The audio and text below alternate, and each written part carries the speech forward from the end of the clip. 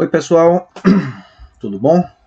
Vamos para mais uma parte, né, da nossa aula de metrologia. A gente hoje vai falar um pouquinho das unidades de medida do Sistema Internacional de Unidades, também conhecida como SI, certo? O Sistema Internacional.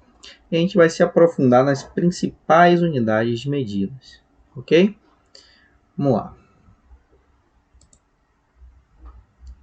Bom,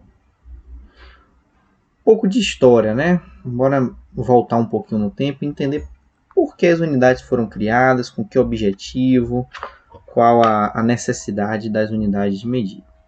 Desde o desenvolvimento da linguagem, né? Ou seja, quando o homem começou a se comunicar, começou a falar uns com os outros, foi necessário a utilização de unidades. Né? Foi necessário começar a se contar as coisas, tá certo?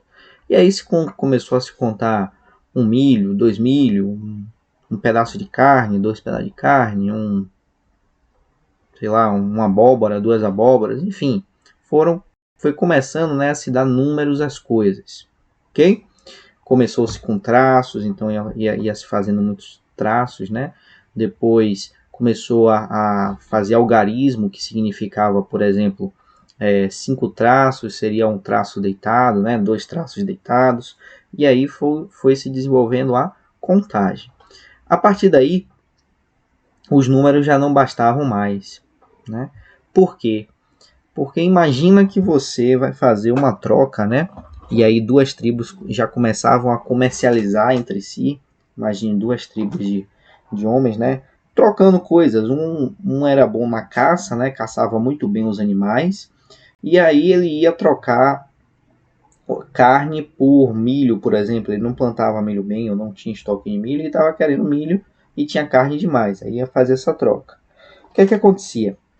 Quando tinha a carne, né? Ele fatiava o boi em alguns pedaços de carne e ele trocava, por exemplo, um pedaço de carne por um milho. Né?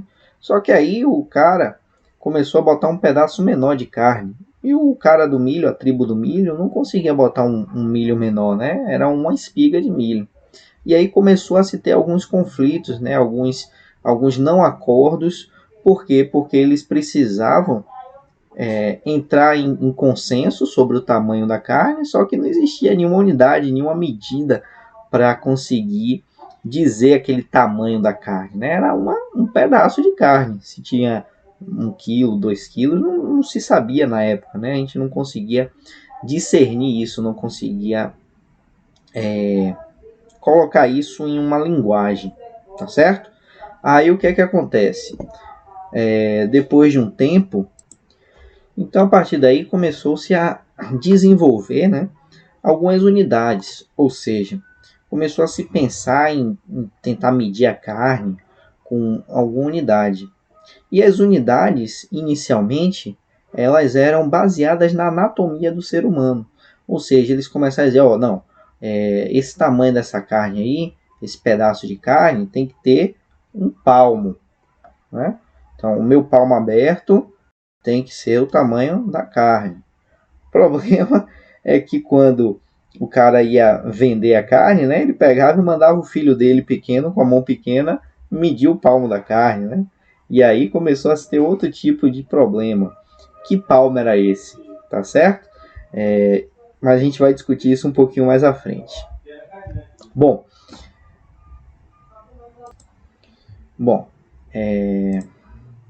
então, a gente tinha algumas unidades, né, iniciais baseadas na anatomia do ser humano, que era, por exemplo, a polegada, que inclusive é usada até hoje, certo? O palmo, o pé, a jarda, tá bom? O passo, a braça, o cúbito, certo? Que é a distância aqui do cotovelo até a ponta do dedo, tá certo? Inclusive, tem outra unidade também, inclusive, né? Então, além dessas aqui, além dessas unidades, né? Esse cúbito aqui, também era chamado em muitas dinastias, né? Em muitos povos, de côvado. e foi a primeira unidade escrita na história, né? Existem outras unidades escritas em pedra, existe, né, unidades mais antigas, porém o côvado ou o cúbito, né, ele foi o primeiro a ser registrado na história, que foi o tamanho da Arca de Noé, tinha 300 côvados, né? Então foi a primeira vez que alguém registrou uma unidade de medida no papel, tá bom? Bom, dando prosseguimento, a gente tem o cúbito, inclusive o cúbito do faraó, que era o cúbito real, né? E por que esse cúbito real? Porque, como eu falei para vocês, né? O cúbito também era conhecido em alguns povos como côvado. E a depender do povo, né? Daquele grupo de pessoas ali, tinha um cúbito maior, o cúbito menor, e aí no Egito foi criado o cúbito real, que era o cúbito, né? O tamanho desde o antebraço até a ponta do dedo médio do faraó, tá certo? Aí foi colocado isso em um pedaço de madeira, né, para representar esse tamanho, certo? Então, aqui a gente já percebe, né, a necessidade que existia de transformar uma unidade, que era um tamanho, em algum objeto. Foi a primeira forma, né, que o ser humano ele encontrou de, entre aspas, assim, eternizar a medida, né, deixar ela um tamanho padronizado, nem eternizar, né, mas melhor dizendo, foi a forma que foi encontrada de padronizar uma medida, certo? Então colocar ela inicialmente aí nessa madeira, às vezes um pedaço de pedra, e a gente vai ver mais para frente que alguns metais eles foram utilizados para fazer isso, né, para conseguir padronizar uma medida. Só que aí tinha um problema, né, em outras regiões, principalmente na região da Europa, que tinha bastante feudo, né, naquela era feudal, de um tamanho, né, de uma coisa, tipo, o pé em um feudo era diferente do pé em outro feudo, né, e aí dava maior confusão, o pessoal brigava bastante, e aí o que é que aconteceu? Foi feito, né, uma média, né, o rei na Idade Média, eu esqueci agora o nome do rei que fez isso, mas ele pediu para algumas pessoas, né, do povoado ali da cidade, eles pegavam cerca de umas 20, 30 pessoas, colocavam uma do lado da outra e media o tamanho inteiro e dividia pelo, pelo número de pessoas que estava ali, por exemplo, medindo o pé. E aí se tinha um pé médio. Desse pé médio era feito um pedaço, né, de aço, né, um pedaço de ferro, era confeccionado. E aí o que é que acontecia? Colocava isso na praça, né, na praça principal da cidade. E o que é que podia ser feito? Cada pessoa, né, que trabalhava, sei lá, com tecido ou com alguma coisa que precisava de algum comprimento para ser medida, ele pegava aquele tamanho que estava lá na praça, replicava, né, colocava um pedaço de madeira ou outro pedaço de ferro e levava para sua loja. E aí ele media com aquele pedaço que estava padronizado na praça. Tem até uma foto aqui, ó, aqui por exemplo. Então, as placas, né, com as dimensões de padrões eram colocadas em locais públicos, como a praça, né, para que as pessoas pudessem conferir as medidas de comprimento. Então, cada comerciante vinha aqui, pegava essa medida, replicava para ele e levava para sua loja. Caso alguém desconfiasse, né, aí o que é que acontecia? Ia lá na praça com os dois, né, o cara que estava desconfiando e o comerciante, e media aí. Se tivesse tudo ok, beleza, o cara voltava lá e fazia a compra dele. Se tivesse errado, o cara normalmente perdia a mão, né, porque era roubo, né, ele estava cometendo um crime de roubo. Né, o tempo também era travado aqui, beleza? Então, aqui a gente tem primeira padronização, né, em metal, né? Tinha lá o cúbito do faraó, né? Também padronizado, mas aqui é a primeira vez que se utilizou o metal para padronizar as medidas, né? Aqui a gente tem, por exemplo, a jarda britânica, 2 pés, aqui é 1 pé, ó. Aqui deve ser um palmo, né? Uma palma, aqui talvez 1 polegada. Mas o que é que acontece? Até meados do século passado, né? Isso aqui servia muito bem para a maioria das aplicações. Com o advento de algumas tecnologias, isso aqui começou a ficar impreciso. Por quê? A gente já deu, né? A gente já viu termodinâmica aqui, a gente já viu física, e a gente sabe que em um dia de calor, esse padrão aqui, né, vai estar um pouquinho maior, alguns décimos de milímetro maior, talvez no máximo 1 milímetro, mas é um tamanho maior do que em um dia frio, né? E aí o que acontece? Para algumas aplicações, esse 1 milímetro a mais ou 1 milímetro a menos faz diferença, né? Para a maioria das coisas não faz. Por exemplo, a construção de uma casa, a aplicação, sei lá, a confecção de uma estrada, né? Que é o que se fazia naqueles tempos, né? Fazia, sei lá, uma casa, uma armadura, né? Uma calça, né? Essas coisas mais comuns do dia a dia. Para isso, não tinha problema você ter 1 milímetro a mais, 1 milímetro a menos, pouco importava. Mas hoje em dia, por exemplo, se você vai confeccionar, deixa eu dar um exemplo simples, né? A gente hoje em dia tem bastante desses HDs aqui, né? Um HDzinho. Então, esse HD ele recebe um encaixe aqui, né? De um conector para conectar lá no computador. Se esse conector for 1 milímetro menor do que aqui, ele não entra, ele não encaixa, né? Ele não vai funcionar. Então, nesse caso aqui, você vê que 1 milímetro faz toda a diferença, ok?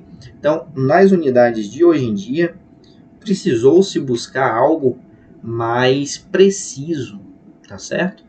Para identificar essa questão aí do tamanho das medidas. E a gente vai ver isso quando a gente estiver falando das medidas do SI. A gente vai ver que hoje a gente tem precisão de medidas da casa, né, da ordem de 10 a menos 9, 10 a menos 12, tá certo? Que é um grau de precisão impressionante, né? A gente vai falar isso um pouquinho mais na frente, tá bom? E por que um único sistema de unidades, né? Bom, a importância do SI, né? Clareza e entendimento internacional, a técnica científica, ela precisa disso. Logo mais eu vou dar um exemplo em que problemas ocorreram, cientificamente falando, né, por causa de desentendimentos internacionais, de padrões sendo utilizados de maneira diferente. Transações comerciais, né, quando a saca da soja aqui com, sei lá, 1 tonelada de soja sai daqui do Brasil para ser vendido na Europa, né, todo mundo aqui, tanto aqui no Brasil como lá na Alemanha, ou qualquer que seja o país que esteja importando essa soja, vai saber o que é 1 tonelada, né? Então, as transações comerciais, elas acontecem de um país com outro de maneira tranquila. Garantia de coerência ao longo dos anos, tá certo? Isso é bastante importante. A gente vai ver que algumas unidades não deixam isso tão simples assim, tá certo? E foram modificadas. Porque o que você mede hoje, se você tiver as mesmas condições daqui a 10 anos, você tem que medir igual. Lembra-se que a gente falou que em metrologia, né, o medir é o medir aquele instante. Mas se você conseguir fazer as mesmas condições de medida, você tem que ter o mesmo resultado, né? Então, a unidade, né, ela garante isso. Ela tem que ser, né, se você tem 1 metro hoje, esse 1 metro não pode virar 1 metro e meio amanhã, né? 1 metro e 2 milímetros amanhã. E é isso que acontecia, por exemplo, com aquela barra de ferro que eu mostrei há 2 slides passados. O que é que acontecia? Tinha um dia que ela estava medindo 1 metro, num dia ela estava lá 28 graus, né? 26 graus lá na praça. Ela estava medindo 1 metro. Aí chegou no inverno, 0 grau, 2 graus. O ela começou a medir 99 centímetros, 5 ou 4, até 99,9 centímetros, né?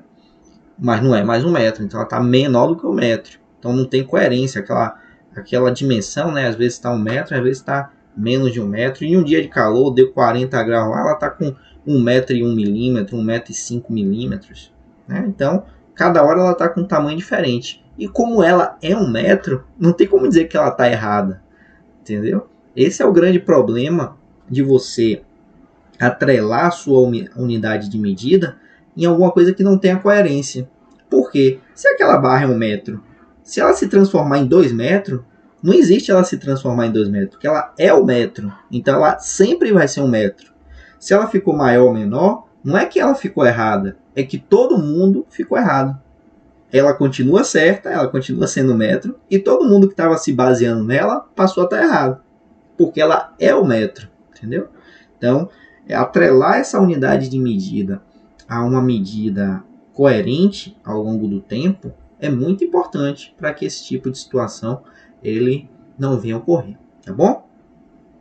E também a coerência entre as unidades simplifica as equações da física, né? Aqui é um pouquinho mais profundo de falar, um pouco mais técnico, mas se você tem normalmente, né, as unidades da física, por exemplo, pressão, área, volume, né, elas têm relação entre uma ou mais unidades, certo? E se elas tiverem coerência uma com a outra, você vai matar esse fator, né, de correção que você vai ter que colocar lá na fórmula. Se ela é coerente uma com a outra, vai ser só a fórmula puramente dita. Quando elas não são coerentes, você tem que colocar aquele fator de correção. E isso complica um pouco mais as equações. Ok? Bom, a maioria dos países no mundo usa o sistema métrico de unidades, que é o SI. Certo? No entanto, nos Estados Unidos, a Birmânia e a Libéria, eles ainda utilizam o sistema imperial. Tá certo? Aqui tem um videozinho que vocês podem assistir depois, né? Sobre se o sistema de medidas imperial já está ultrapassado, né? Que fala um pouquinho mais sobre isso. É interessante que vocês vejam. Vocês pegam esse link aqui e colocam depois para assistir, se vocês tiverem interesse. Comenta um pouquinho sobre essa questão. Mas o importante é que, tipo, todo mundo já fala basicamente a mesma língua, exceto esses 3 países. Então, é interessante, e se eu não me engano, até foi aprovada uma lei nos Estados Unidos para ir aos poucos mudando para o sistema internacional. Porque isso aí realmente causa bastante problema, né? E aqui está um dos problemaços que aconteceu aí em 1998, né? Uma conversão de unidades, né, entre a Europa e os Estados Unidos que custou 327,6 milhões de dólares. Né? Uma das equipes utilizou a unidade inglesa, ou seja, a polegada, por exemplo, e a outra usou a unidade métrica, né, para a operação de chave de uma nave espacial. Então, o que era para ser tranquilo com essa rota aqui em azul, né, de 150 km de altitude para esse satélite ficar aqui orbitando Marte, acabou, né, por modificar e fazer uma rota, né, uma órbita de 50 km, em que o satélite ele não conseguiu manter essa órbita porque estava muito próximo ao planeta, acabou girando aqui, aí pô, bateu, quebrou, já foi embora, né? E aí acabou perdendo esse satélite e custou aí 327 milhões de dólares, né? Fora o tempo perdido para mandar outra missão como essa, mais não sei quantos meses para mandar outra missão como essa para Marte, certo? Então, são coisas que acabam, a gente pensa que só acontece na prova, né? Que o professor é miserável porque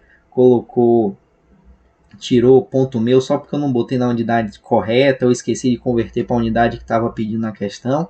Mas aí você vê aí um exemplo, né, em que na vida real uma simples não conversão de unidades, olha o prejuízo que deu aí, né?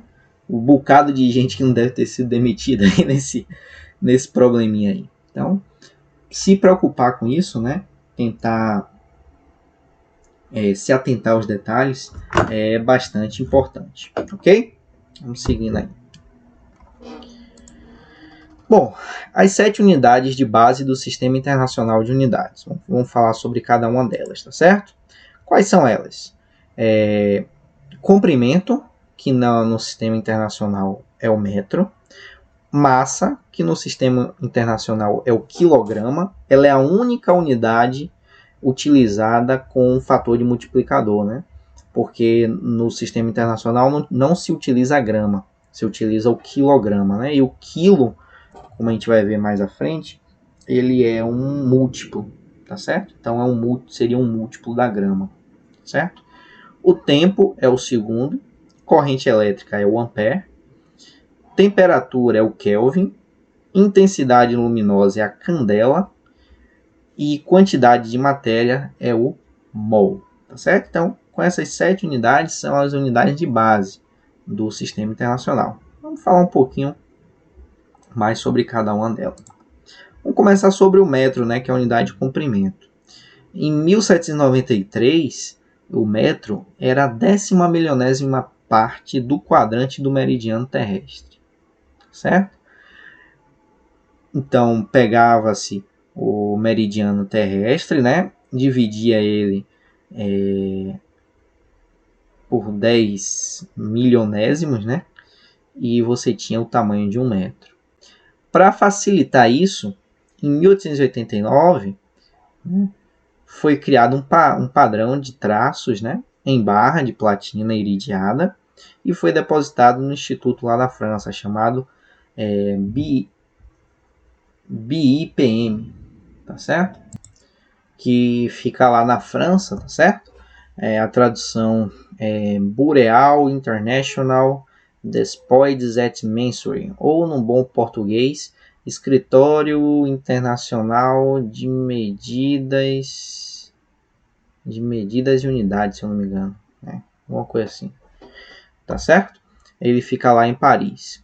E aí foi colocada essa barrinha, né, de platina iridiada, ou seja, platina com irídio, lá na França, ok? Problema. Como eu falei para vocês daquelas barras de ferro lá na praça, né, dos feudos ou das primeiras cidades, isso daí, apesar de ficar em temperatura controlada, até, sei lá, na década de 1960, 1900 e pouquinho, dava tranquilo, né? Até meados do século XIX dava tranquilo. O problema é o seguinte, que começou-se a se precisar, né, fazer experimentos em que 1 milímetro, meio milímetro faz diferença.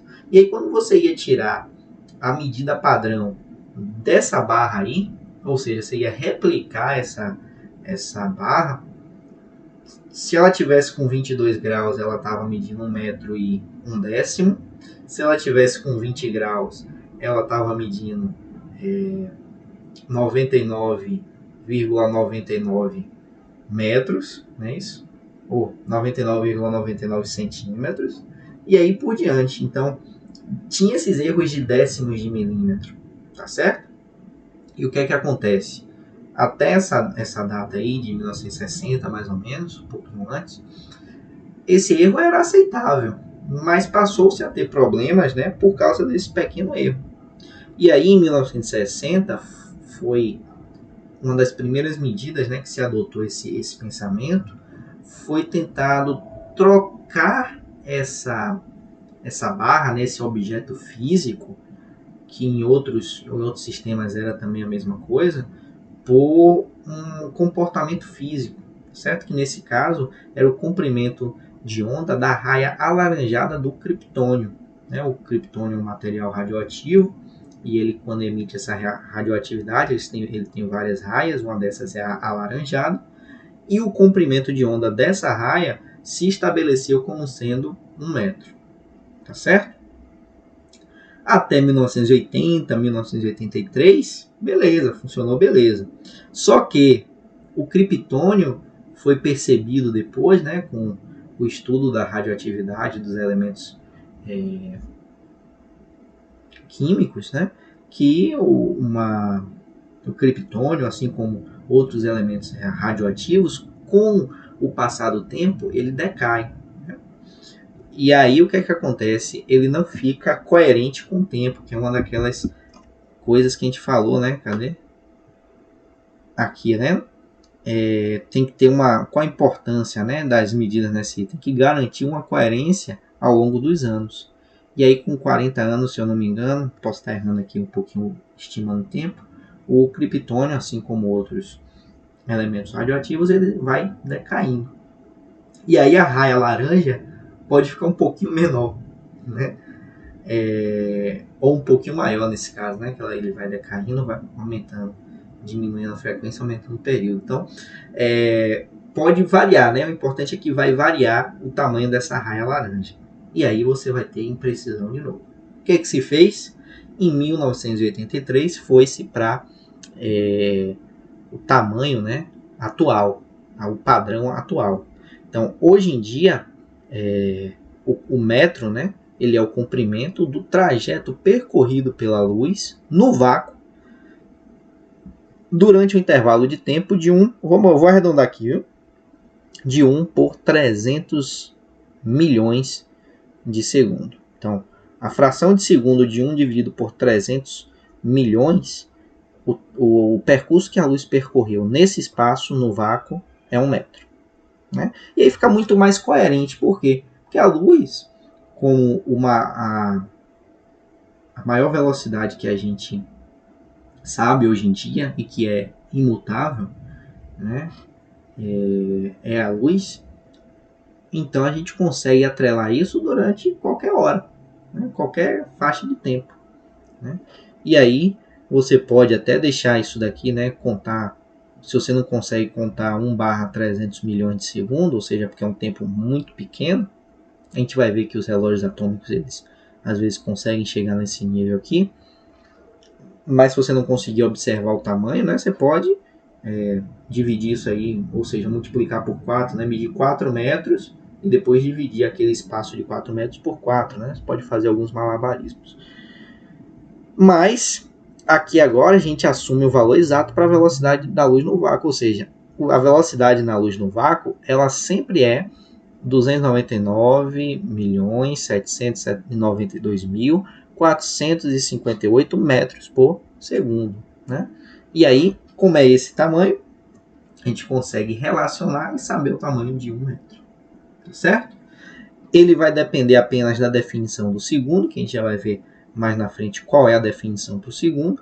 E a incerteza atual de reprodução, ou seja, se algum laboratório quiser reproduzir isso, ele vai errar apenas 10 a menos 12 metros. Isso é muito pequeno. Eu vou mostrar a vocês o quanto isso é pequeno, só para vocês terem uma ideia. Então, se o mundo fosse ampliado de forma que 10 a menos 12 se tornasse 1 milímetro, não é nem 1 metro, se 10 a menos 12 metros se transformasse em 1 milímetro, um glóbulo vermelho ele teria cerca de 700 metros de diâmetro, ou seja, aquela célulazinha do glóbulo vermelho que fica no sangue da gente. Ia ter 700 metros de diâmetro. O diâmetro de um fio de cabelo seria mais ou menos 50 quilômetros. Né? A espessura de uma folha de papel seria algo entre 100 e 140 quilômetros. Ou seja, isso daqui, ó, cadê? Deve ter uma folha. Aqui é uma folha de cartão ainda, ó, que é mais grossa ainda. Então, isso daqui, ó, essa finurazinha aqui, seria mais ou menos de um pouquinho mais de Cruz das Almas até Salvador, ou um pouco mais do que Salvador até Feira de Santana, né? Então, você vê, isso aqui, essa finurazinha aqui, né, já daria esse tamanho inteiro. O fio da barba aqui estaria crescendo a 2 metros por segundo. Então, só no tempo que eu estou falando essa frase aqui, que já percorreu aí 5 segundos, já teria crescido aqui 10 metros de barba na minha cara, né? Então, muito preciso, né, a medição do metro hoje em dia, tá bom?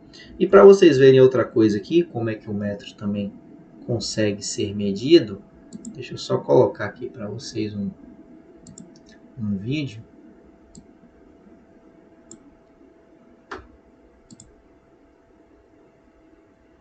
Só um segundinho. Aqui, ó, pessoal. Olha isso. Olha o formato. Aqui é de um canal, né? Deixa eu até colocar aqui o nome, se vocês pesquisarem depois. O filme é Filmando a Velocidade da Luz a 1 trilhão de frames por segundo. Né? Então aqui a gente está a 1 trilhão de frames por segundo. O canal é o do Barone Lab, tá certo? E aqui ele mostra uma experiência de um canal americano que o cara está filmando a velocidade da luz. Então se vocês perceberem aqui, ó, essa máquina aqui consegue ver um feixe de luz atravessando uma garrafa. Muito suave, um laser muito fininho. Ó, eles vão ligar esse laser e vão... Deixa eu tirar aqui o áudio, porque senão pode dar problema. Então aqui esse laser vai ser ligado, né? Vai dar uma piscada e você vai ver a luz andando aqui. Então aqui, ó, tá vendo a luz aqui, ó? Isso daqui é a luz andando. Ó. Aqui ele está mostrando comprimento de onda, né? E aqui, ó, passando o feixe. Então, você vê que existe câmeras, né? Eu peguei esse vídeo aqui só para vocês verem que existe câmeras que conseguem perceber a luz caminhando, né? Então, quando a gente liga a luz que pensa que é instantâneo, na verdade não é. Ela liga lá na lâmpada e ela vem caminhando até a gente. Só que acontece tão rápido que a gente não percebe, certo? O segundo hoje, ele é tido com uma duração de 9 bilhões 192 milhões 631.770 períodos da radiação correspondente à transição entre dois níveis hiperfinos do estado fundamental do átomo de Césio 133, certo? Isso aqui eu não vou ficar explicando todas as unidades, né? Isso aqui é só para vocês saberem o que ela representa hoje em dia, mas a incerteza atual de reprodução é de 10 a menos 15, ou seja, um laboratório que tenha esse Césio 133 e queira fazer a contagem de um segundo, o erro que ele vai ter, se ele tiver equipamentos corretos, né, é de 10 a menos 15. Daí é criado, né, os relógios atômicos. A gente tem alguns relógios atômicos ao redor do globo que setam, né, o tempo para todo mundo, seta o GPS que faz a gente conseguir andar hoje em dia, né, se localizar, graças a esses relógios atômicos, tá certo? E também a relatividade de Einstein, né, porque o tempo ele passa diferente lá no satélite do que passa aqui na Terra para a gente, né? E se não fosse a lei da relatividade de Einstein, que prevê, pelo menos equaciona, né, essa relatividade do tempo passando mais rápido para quem está acionado, não é acionado, quem está perto de uma gravidade maior, né, a gente não conseguiria ter os nossos aparelhos de GPS hoje em dia. Enfim, a incerteza de reprodução é de 10 a menos 15. O que é 10 a menos 15 segundos? Vamos parar para pensar o que é 10 a menos 15 segundos. 10 a menos 15 segundos, se a velocidade com que o tempo passa ela pudesse ser desacelerada de forma que 10 a menos 15 segundos se tornasse 1 segundo, então 10 a menos 15 virou 1 segundo. Um avião a jato levaria um pouco mais de 120 anos para percorrer 1 milímetro. Você vê como 10 a menos 15 é preciso. Se esse 10 a menos 15 virasse 1 segundo, um avião a jato ia demorar 120 anos para percorrer 1 milímetro. O tempo em que uma lâmpada de flash ficaria... É porque hoje a gente não tem mais essas máquinas antigas, né? Mas um flash do celular ou um flash dessa máquina aqui demoraria mais ou menos 30 anos. Então, aquilo que passa rapidinho, 1, 2 segundos, demoraria 30 anos. Uma turbina de dentista, que faz aquela zoadinha agoniante, né, que gira ali a mais de 30 mil rotações, demoraria 200 anos para dar uma volta. Né? Então, o ser humano, né? Então, eu pisquei até agora, né? Esse momento do vídeo, eu pisquei várias vezes, né? Se 10 a menos 15 fosse 1 segundo, uma piscada minha de olho demoraria 600 séculos, não é nem 600 anos, é 600 séculos para acontecer, né? Então, vocês verem como a precisão do segundo hoje é bem exata, tá certo? E aí chega o quilograma, né? Lavoisier, ele definiu em 1793 a unidade básica de massa, né, como sendo 1 decímetro cúbico de água a temperatura de fusão do gelo. Então, a 0 graus, 0,1 metros, ou seja, 1 decímetro cúbico, né, era igual a 1 quilograma. Isso deu um problema porque hoje em dia, né, a gente sabe que o gelo ele é mais leve do que a água. Obviamente ele é mais leve porque ele flutua, mas a gente sabe também que ele expande um pouco, né? Então isso dá problema, né? Corrigiu-se isso em 1799, definindo, né, 1 quilograma com uma massa de 1 litro de água a 4 graus Celsius. Por que 4 graus Celsius? Porque nessa temperatura é quando a água está mais densa, ou seja, se eu colocasse aqui deixa eu pegar aqui um PowerPoint só para mostrar uma coisinha para vocês.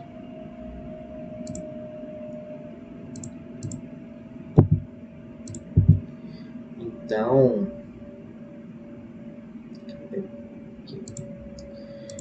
se eu colocasse aqui um gráfico, né, em que aqui seria densidade, né, e aqui a temperatura. Né? Então, estou aqui aumentando a temperatura e aqui aumentando a densidade. Então, se eu partir aqui do zero, então 0 graus, se eu estou aumentando a temperatura, eu vou aumentando a densidade. Tá certo?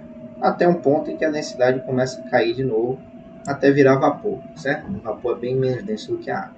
E que ponto é esse em que a densidade começa a mudar? É justamente esse ponto aqui, que é os 4 graus Celsius. Então, é o ponto em que a densidade da água encontra, né, na forma líquida, o seu maior valor. Ok? Só para vocês pegarem essa parte. Então, a partir de 1799, 1 litro de água a 4 graus é 1 kg. Certo? Beleza. Funcionou até pouco tempo, né? Então, até uns 3 ou 4 anos atrás. O que é que acontece? Foi criado, a partir desse preceito, né, de 1 litro de água a 4 graus Celsius, foi criado um cilindro de platina pura e que foi batizado como o quilograma dos arquivos. Também colocado naquele museu lá, né, naquele instituto de medidas lá da França, que é o BIPM, certo? E aí foi depositado lá na França esse quilograma. Qual o problema? Aqui está como ele é armazenado, né, lá na França, certo? Então ele fica aqui dentro. Tem uma redoma, 2 redomas, 3 redomas a vácuo, protegendo esse cilindro de platina, né, iridiado. Em 1889, né, quase em 1900, ele foi atualizado para um cilindro de platina e irídio, que é esse que está até hoje. E aí ele é chamado de IPK, que é a tradução para a abreviação para International Prototype Kilogram, ou quilograma, protótipo do quilograma internacional.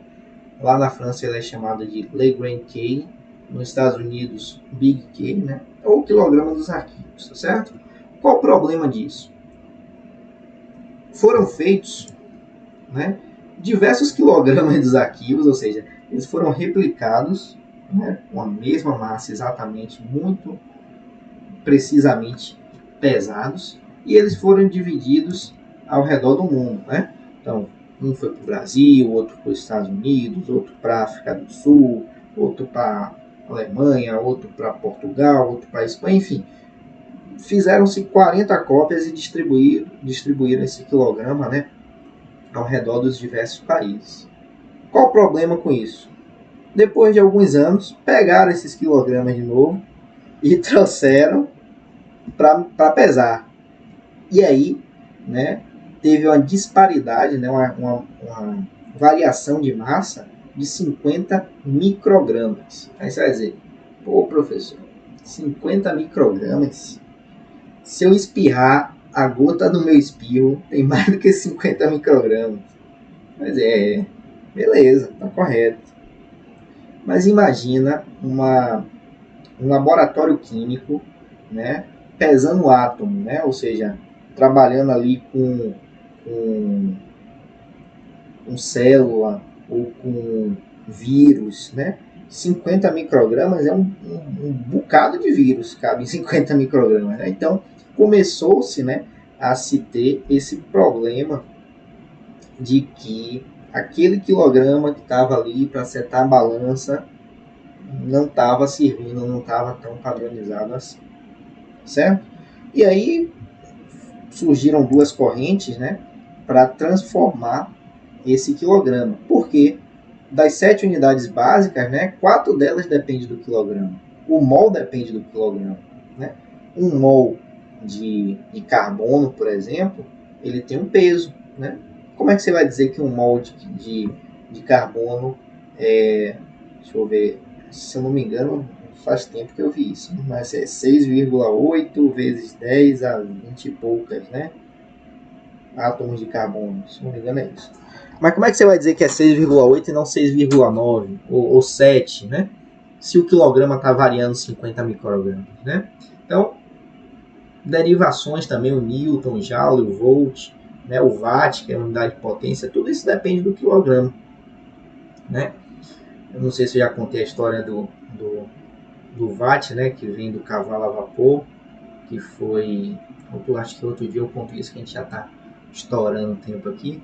Mas ele é denominado, né, o cavalo, né, ele é denominado do peso, porque era o tempo que o cavalo conseguia andar, né, com um determinado peso, né, tracionado.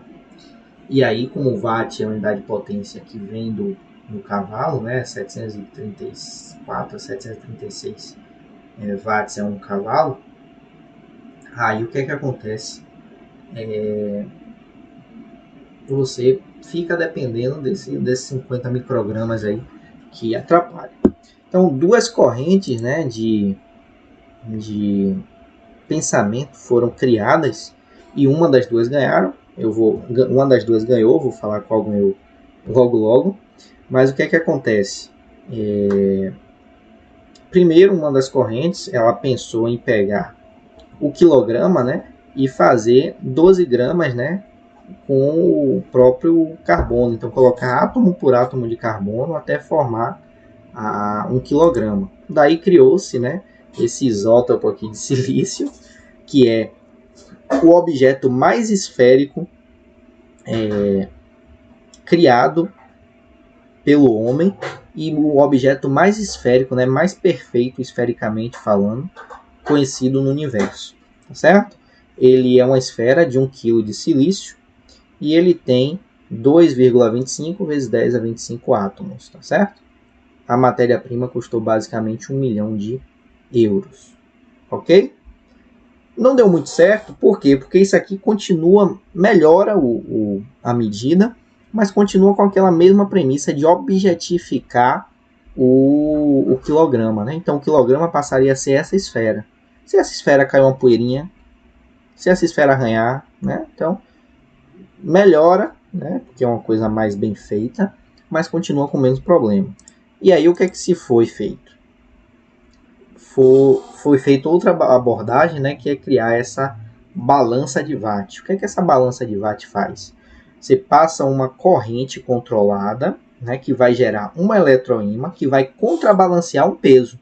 Se você tem essa corrente padronizada, então você passa a mesma corrente sempre, vai formar o mesmo campo magnético sempre, que vai dar a mesma força sempre, e essa força vai contrabalancear o mesmo quilo sempre. Então aquele peso que está contrabalanceado vai ser sempre 1 quilo, certo? Então hoje em dia se utiliza essa balança aqui, né, para para você criar 1 kg, tá bom? Tá aqui o exemplo dela, né? Uma balança dessa em laboratório. A margem de erro agora está abaixo dos 20 microgramas, né? Então é uma margem de erro bem melhor, tá certo? Mas hoje o quilograma tem uma margem de erro de 10 a menos 9. Isso já melhorou bastante, porque já foi aprovado esse outro modelo, né? Bom, só para vocês terem ideia, se 10 a menos 9 gramas se tornasse 1 grama, um mosquito teria 1,5 kg.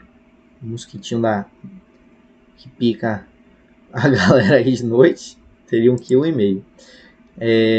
Uma moeda de 1 centavo ia ter 8 toneladas. A quantidade de álcool que você coloca em um drink, né, seria mais ou menos 24 toneladas de álcool. Deixava um estado inteiro bêbado com 24 toneladas de álcool.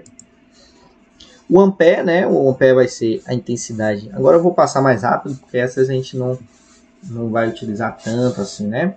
Vai utilizar mais um pouco menos. Mas o ampere vai ser a intensidade de uma corrente elétrica constante, que é mantida entre dois condutores paralelos retilíneos, de comprimento infinito, né, e de seção circular desprezível, ou seja, a seção circular do condutor é bem menor do que o comprimento, né, situados à distância de 1 metro entre si no vácuo, produz uma força de 2,10 a menos 7 Newton por metro de comprimento. A incerteza disso aqui é de 10 a menos 8. O Kelvin é a unidade de temperatura termodinâmica, é a fração de 1/273,16 da temperatura termodinâmica do ponto tríplice da água. A incerteza de reprodução, porque o ponto tríplice da água é bastante instável, é de 3 vezes 10 a menos 1. Essa é uma das piores incertezas que a gente tem ultimamente. Provavelmente vai se buscar outra forma, né, de padronizar esse Kelvin. A candela, né, a intensidade luminosa numa dada direção de uma fonte que emite uma radiação monocromática, frequência de 540 vezes 10 a 12 Hz e intensidade energética da direção de 1/683 Watt por extra-radiano, né? Aquela faixa de graus. A incerteza de reprodução é 10 a menos 4 candelas, também uma reprodução não muito boa. E o mol é a quantidade de matéria de um sistema contendo tantas entidades elementares quanto átomos existem em 0,012 kg de carbono 12, certo? Incerteza de reprodução de 10 a menos 9, incerteza também ok, tá bom?